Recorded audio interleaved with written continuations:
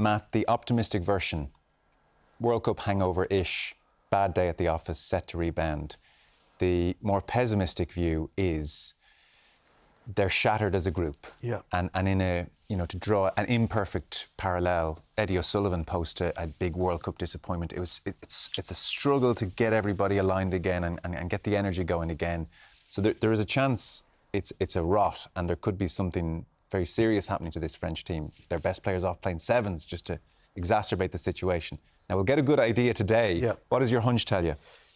Look, at the ground before kick-off, when you spoke to whether it was the French commentators, the former French internationals, the Irish former internationals who were all around, no one picked 5 tries to 1. Everyone was just saying, close game, home with France. If Ireland, and everyone was also saying, Ireland can win this. Ireland scored early. And I felt that if Ireland scored early, they could win, but it'd be a very tight game. And everyone was just completely shocked at the lack of energy and enthusiasm that the French side put in. And afterwards, the word was that the French emotionally weren't at the right pitch. They were still recovering. Whether, for whatever reason, we don't know unless you're in that camp. But you've got to get your emotional level right, not just your skills and your tactics.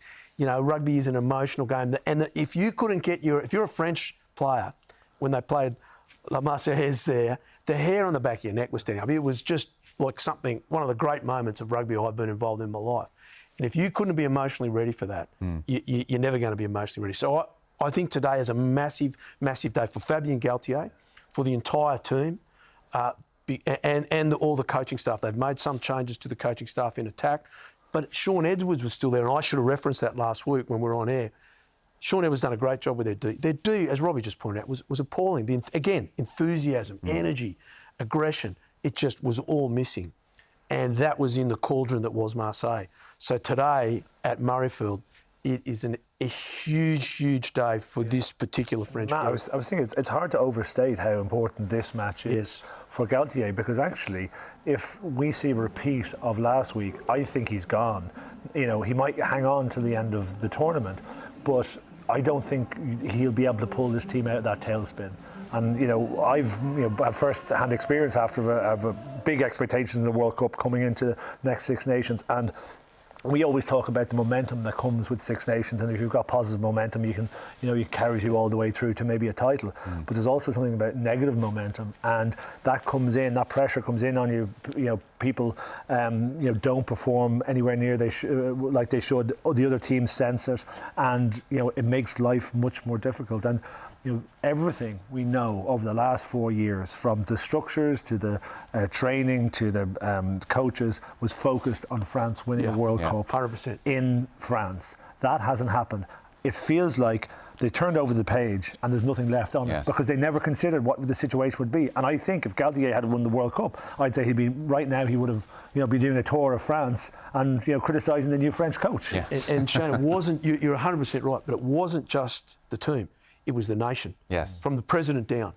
It was getting huge momentum and belief, especially with the Olympics coming up. So it is the nation. Top 14 clubs bought into it. Everyone bought into it. And as Shane says, maybe they've turned the page and they'd no plan for post-World Cup. It looks like that, but it's really surprising, because this was the one French team, certainly since I've been watching them play rugby, that they were unbelievably mentally resilient. Yes. They were, when they went away from home, they turned up. They never, we could have criticised about the French in the past. They were a bit flaky, you never know what side is going to turn up away from home. Not this team. Yeah. They were drilled on every single week, and they would turn up and they'd bring the same level of aggression, intensity.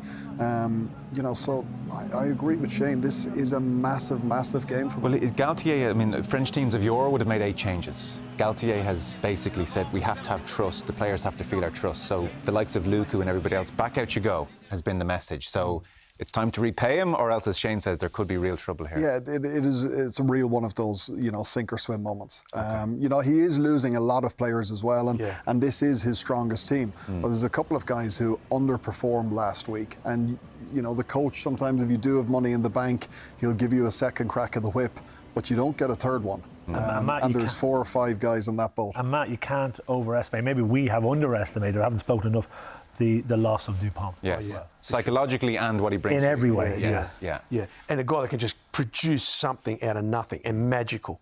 His game for Toulouse the other night, his last game before he goes to sevens, he was just absolutely But extraordinary. even isn't that nuts to say he was playing for Toulouse down the road the other night? I mean, there is something very odd about the situation.